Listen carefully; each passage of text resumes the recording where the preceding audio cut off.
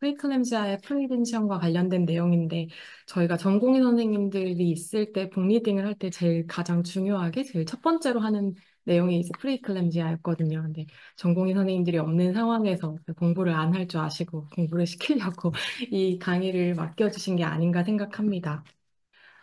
간단하게 먼저 프리클램자에 대해서 보고 넘어가자면 임신 중 고혈압 질환의 정의와 어, 진단인데요. 이 용어 자체가 일반적으로 다음과 같이 광범위한 용어 그 질환들을 같이 설명하고 있습니다. 간단하게 혈압만 높아지는 경우도 있지만 다발성으로 장기에 영향을 미치는 경우도 포함을 하고 있는데 보시면은 이제 기준치 이상의 혈압 140에 90 혈압이 진단되는 시기, 즉 20주 이상 분만 후 12주 이내에 호전되는 경우에 제스테이셔널 하이퍼텐션이라고 하고 그 외에 이제 그 외 기간 동안 진단된 경우를 크로닉 하이퍼텐션이라고 하죠. 그 외에 단백뇨나 여러 장기에 이상이 있을 경우에 다른 시비환 진단으로 넘어가게 되는데 보시면은 어 윌리엄스나 개비 같은 경우에서는 아직까지 이 단백뇨를 진단할 때 유린 안에서 크레아틴 프로틴 레시오를 가지고 측정을 하라고 하고 있고 불가능할 경우에만 딥스틱을 이용하라고 하고 있는데 그 수치를 원 포지티브로 보고 있거든요. 근데 ACOG에서는 투 포지티브가 아직까지는 디텍션율이 더 높으니 가능하면 이걸 이용하는 게 더 좋겠다라고 제공을 하고 있습니다. 사실 이러한 시기와 이러한 검사들을 볼 때 대부분 다른 임신 중 질환을 감별하는 검사들은 임신 중 한 번 또는 두 번 하게 되는데 반해서 임신성 고혈압과 관련된 질환은 산모가 처음 진료실에 들어오는 날부터 분만 시기를 결정하는 순간까지 매번 여기에 있는 질환들을 걸러내기 위한 작업을 우리가 하고 있는 게 아닌가 생각이 듭니다. 그럼 얼마나 이게 많이 있느냐라고 볼 때 제스테이셔널 하이퍼텐션은 미분만부에서 6에서 29%, 프리클램지아는 이제 2에서 7%가 있고 슈퍼임포스드 프리클램지아 같은 경우에는 고혈압에서 10에서 40%까지 이제 발생을 한다고 되어 있습니다. 프리클램지아는 시기에 따라서도 얼리 언셋 또는 레이트 언셋, 37주 이전에 발생한 경우, 37주 이후에 발생한 경우, 또는 리스크 팩터가 있었던 경우, 없었던 경우에 따라서 패소제네시스가 좀 다를 것이다 라고 나와 있는데요. 특히 리스크 팩터가 있는 경우, 다태아나 크로닉 하이퍼텐션, 프레비어스 프리클램지아, 당뇨, 트롬보필리아가 있는 경우에는 보시는 것처럼 이 프리클램지아로 끝나는 게 아니라 이에 합병되는 조산이나 FGR, 태바 조기 박리라든지 주상기 사망이 조금 더 많이 집요하게 동반될 수 있습니다. 이런 프리클램지아에 대한 리스크 팩터로 윌리엄스에서는 눌리파리티라든지 35세 이상, BMI 30 이상, 그리고 다페아, 이전에 어브롭셔가 있었거나 스틸볼스가 있었거나 당뇨가 있거나 이전에 프리클램지아가 있거나 크로닉 하이퍼텐션이 있거나 아니면 ART로 이번에 임신이 된 경우 또는 산모가 SL이나 APA 같은 자가면역 질환이 있을 때를 위험 요인으로 들고 있는데 LCOG에서는 여기에 추가로 산모가 트롬보필리아가 있거나 또 수면 무호흡이 있을 때도 위험 요인이 있다라고 얘기를 하고 있고 개비에서는 여기에 추가로 이제 35세가 아니라 40세 이상일 때 그리고 이전 임신과 이번 임신 사이의 인터벌이 7년 이상일 때 가족력이 있거나 본인이 이제 작게 태어났거나 또는 반대로 프리클램자를 낮춰주는 요인으로는 같은 파트너와 이전 임신에서 특별히 문제가 없었거나 이전 임신에서 유산을 한 경우로 들고 있습니다. 패소피지올로지를 볼 때 정상 임신을 하게 되면 이제 트로포블라스트 자체가 이 스파이럴 아테리를 굉장히 많이 변형시켜서 세반에 많은 혈액을 보내줄 수 있게 이 동맥을 스파이럴 아테리를 변형시키면서 넓혀주는 역할을 하게 되는데 이것들이 이제 프리클램지아에서는 잘 일어나지 않고 관련해서 제시되는 이론들이 다양하게 있지만 아직까지는 명확히 그 원인이 밝혀지지 않았습니다. 또 현재까지 제시되는 이론들로는 이제 염증이나 바스큘라 엔도더리알 인저리 또는 이제 혈관 생성 인자들의 불균형, 산화 스트레스 같은 것들이 들고 있고 여기서 이제 안지오제닉 임밸런스 같은 경우는 이 프리클램자에서는 트롬복산 A2가 증가를 하더라. 와 같은 것을 들고 이것이 이제 저용량 아스피린에 대한 가설이 여기서 시작된다고 볼 수 있습니다. 아스피린으로 넘어가면은 아스피린은 이제 비스테로이드성 소염 진통제죠. 그래서 진통제랑 항염증 작용을 동시에 하고 있는데 항염증 작용을 할 수 있는 이유는 염증 물질인 프로스타글란딘을 억제시키기 위해서 콕스1, 콕스2를 모두 다 억제시키는 기능을 갖고 있기 때문입니다.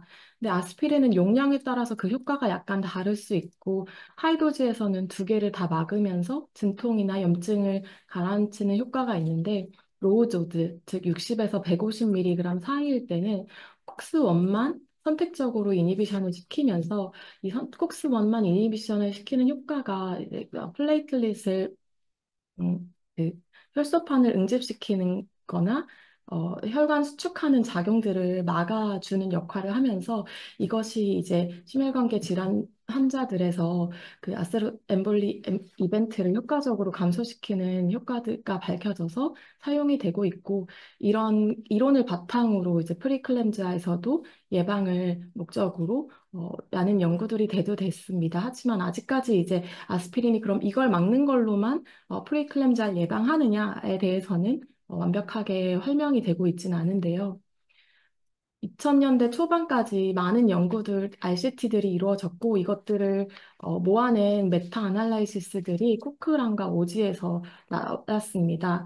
코크란 메타 아날라이시스를 보면은 이 저용량 아스피린을 쓴 고위험군 산모에서 프리클램자를 17% 줄였더라. 연구마다 다르지만 대개 10에서 20%를 줄였다라고 얘기를 하고 있고 프리클램지알 줄인 것뿐만이 아니라 안전하고 그와 관련된 합병증, IGR이라든지 시비어란 프리클램지아라든지 프리턴 벌스도 같이 줄이면서 이 효과는 16주 이전에 사용했을 때만 효과적이더라라는 메타 아날리시스들이 쌓이면서 2000년대 후반부터는 WHO라든지 영국 나이스 가이드라인이라든지 미국의 이제 USPS TF라고 아예 이 하이퍼텐션과 관련된 TF 팀들이 하이리스크 프리클램지아에서는 임신 12주부터 이 아스피린 저용량 아스피린을 써라라고 권고를 하고 있습니다.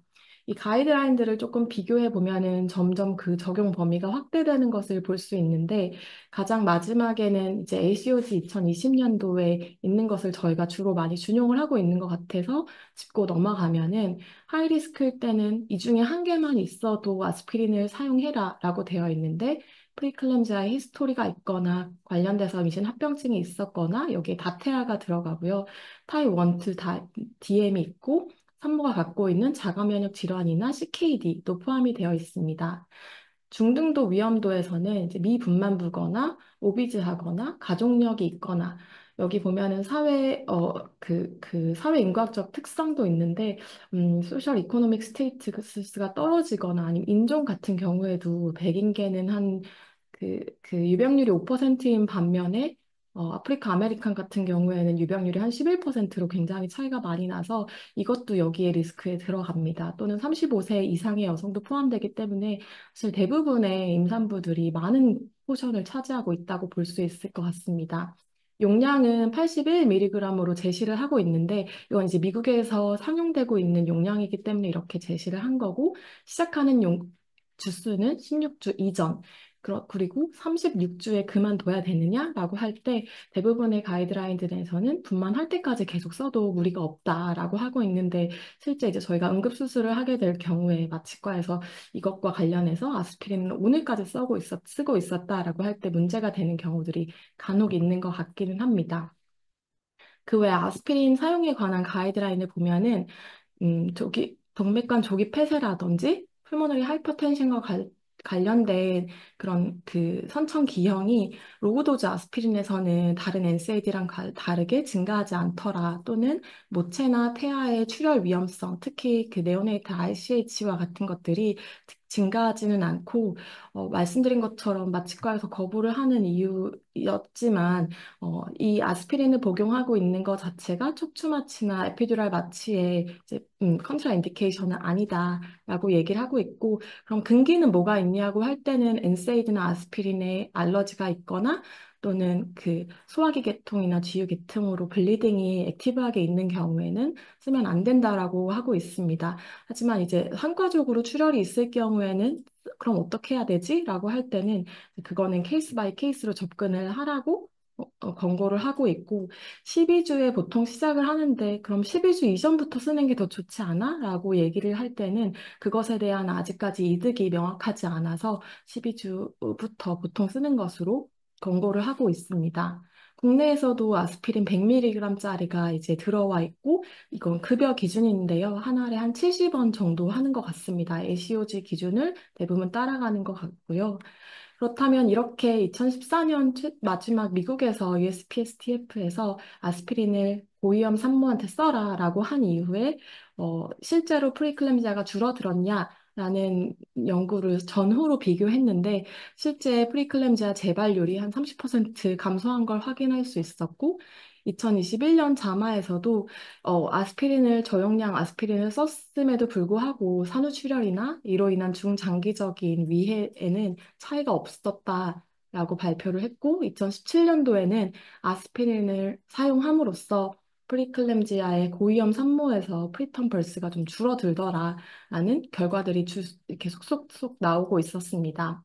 근데 반면에 자간증 발병 위험이 상대적으로 낮은 산모한테 이 아스피린 복용을 하는 게 그러면은 언제 생길지 모르니까 좋지 않을까라고 생각할 수도 있지만 예를 들어서 이제 자간점증의 중등도 위험 요인 한 개만 있는 여성에서 아스피린을 조금 과잉으로 처방을 하거나 불확실한데도 일단 먹일 수 있는 가능성들이 국내 말고도 외국에도 있는 것 같더라고요. 근데 이 연구는 이제 스웨덴 population base 코호트 스터디인데 여기서 봤더니 아스피린을 복용하고 섹션은 아니지만 질식 분만을 한 경우에서 분만 후 출혈이 이제 2% 정도 더 증가를 하더라라는 결론에 이르렀고 어, 이제 그 이득이 위험을 상회하지 않는 경우에서는 반드시 이제 고려를 해서 사용해야 된다라는 경각심도 불러일으키는 논문이 최근에 있었습니다. 아스피린 외에 다른 예방하기 위한 목적의 약제들을 살펴보면은 이제 로우 몰레큘러 웨이티드 헤파린도 저희가 잘 알고 있듯이 사용을 하게 되는데 단순히 프리클램지아 목적으로 사용하지는 않지만 이제 그 안티포스리피드 신드롬인 산모가 있을 경우에는 로우도즈 아스피린과 함께 사용했을 때만 이득이 있고 이때 이득은 프리클램지아를 감소시키는 거라기보다는 이제 스롬보틱 이벤트를 예방하는 목적으로 이것을 사용하게 되지 프리클램지아 자체를 예방하는 목적으로 고위험 산모한테서는 잘 쓰게 되지 않습니다. 이 로우 몰레큘러 웨이티드 헤파린 같은 경우에는 저희가 아스피린과 다르게 임신 전 기간에 사용하고 분만 후 6주까지 사용을 하게 되는데 케이스를 한번 보시면 3번 이상 반복 유산을 했거나 루푸스 검사에서 이미 APS가 진단된 5주 임산부일 경우에 5주 임산부면 좀 이따 써도 되지 않을까 하고 나중에 오시는 경우들도 있더라고요. 근데 이런 분들은 사실 초기부터 아스피린은 12주부터 쓰더라도 헤파린 같은 경우에는 5주부터 바로 시작을 해서 분만 6주 후까지 사용을 해야 된다고 얘기를 하고 이 사람이 이제 유도분만이나 제왕절개가 예정되어 있을 경우에는 아스피린을 끊진 않아도 되지만 로몰레큘러 웨이티드 헤파린 같은 경우에는 척추마취나 에피듀랄을 할 경우에 12시간 이상은 어, 간격을 두라라고 되어 있습니다. 하지만 이는 굉장히 고위험 산모기 때문에 간혹 이제 갑자기 분만을 해야 되는 경우가 생기잖아요. 그럴 경우에는 헤파린을 주고 나서 2시간 이내에는 뉴럴 블럭을 가능하면 하지 라고 되어 있습니다. 조금 더 사례를 보시면 시간이 될까요? 괜찮아요. 편하게 하세요. 조금 더 사례를 보자면, 저한테 왔던 여러 가지 들을 아마 많이 보실 것 같아서 가지고 왔는데요. 첫 번째, 이제 39세고 ART로 임신을 한 쌍태아 초임부고 임신 12주에 출혈이 있을 경우 아스피린을 줘야 될까 말아야 될까라고 하면 39세와 ART로 임신을 한 건 2개 이상 이미 모더레이트 리스크가 있고 쌍태아 임신이기 때문에 이미 하이 리스크 하나 있어서 아스피린을 12주부터 줘야 될 것 같은데 임신 12주에 스레튼드 어보션이 있어서 출혈이 있다라고 하면은 줄 순 있는데 케이스 바이 케이스로 접근을 해라. 출혈이 좀 줄으면 주던지 라고 이렇게 자세히 나와 있진 않지만 이렇게 접근을 해볼 수 있지 않을까라고 생각을 했고요.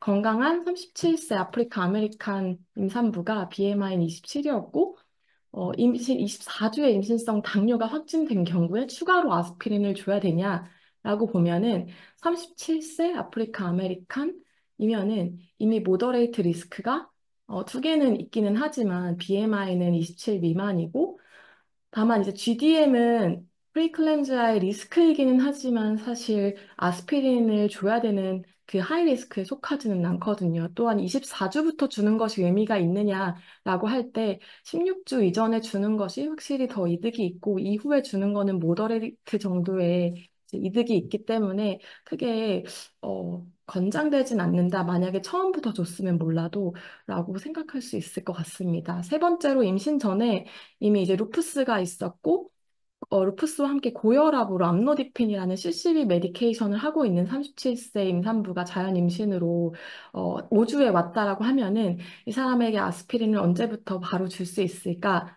라고 할 때 이제 사실 암로디핀은 CCB긴 해서 저희가 사용할 수 있지만 크로닉 하이퍼텐션이잖아요. 크로닉 하이퍼텐션일 때 첫 번째로 사용할 수 있는 초이스는 사실 니페디핀이고 니페디핀으로 저희가 30에서 120mg을 사용할 수 있고 나머지 퍼스트 초이스로 어, 추천되는 라베타롤이나 메틸도파는 국내에 들어와 있지 않기 때문에 주로는 니페디핀을 많이 사용하시게 되는 것 같습니다.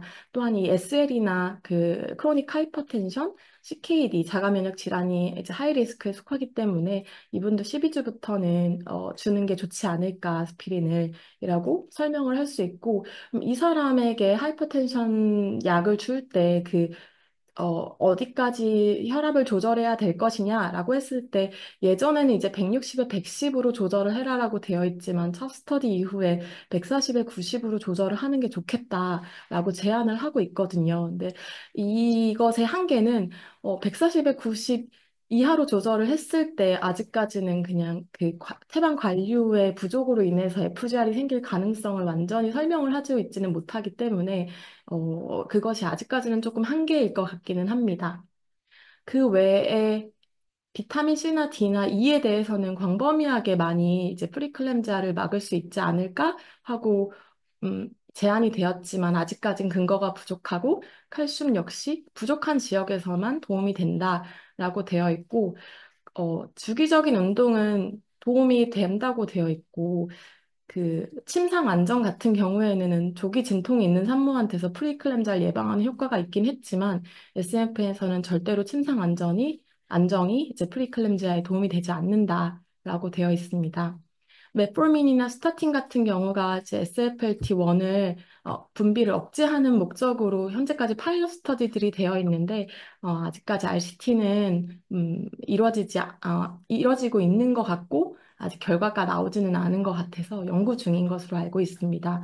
물론 이제 프리클램지아를 막는 것도 굉장히 중요하지만 이번 임신이 프리클램지아가 아니었거나 관련된 합병증이 없더라도 이 프리클램지아나 하이퍼텐션이 있었던 산모는 다음 임신 시 재발률이 굉장히 높거나 CVD로 인해서 조금 더 나중에 이 CVD가 발생할 확률이 굉장히 높아지기 때문에 산후에 이제 프리클램지아가 없었거나 잘 지나갔다고 하더라도 혈압이나 그 리스크를 꾸준히 관리해야 되는 것도 예방과 함께 굉장히 중요할 것 같습니다. 네, 경청해 주셔서 감사합니다.